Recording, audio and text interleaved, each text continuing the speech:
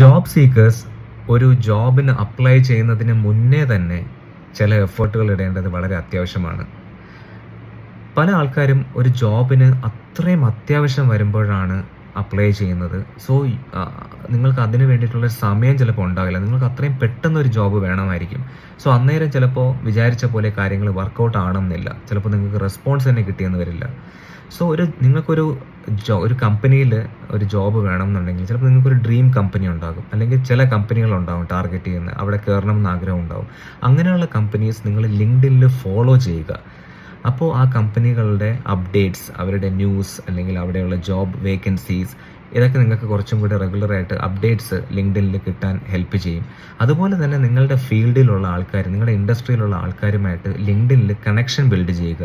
ആ കമ്പനിയിൽ വർക്ക് ചെയ്യുന്ന ആൾക്കാരുമായി കണക്ഷൻ ബിൽഡ് ചെയ്യുക. So when you apply for A job, നിങ്ങൾക്ക് അവിടെ പോയിന്റ് ഓഫ് കോൺടാക്റ്റ് ഉണ്ട്. അവർ വഴി നിങ്ങൾക്ക് ആ കമ്പനിയുടെ കൾച്ചർ അറിയാൻ സാധിക്കും, അവിടെയുള്ള സാലറി റേഞ്ച്, അവിടെയുള്ള ഗ്രോത്ത് പ്രോസ്പെക്റ്റ്, കരിയർ പ്രോസ്പെക്റ്റ് ഒക്കെ അറിയാൻ സാധിക്കും.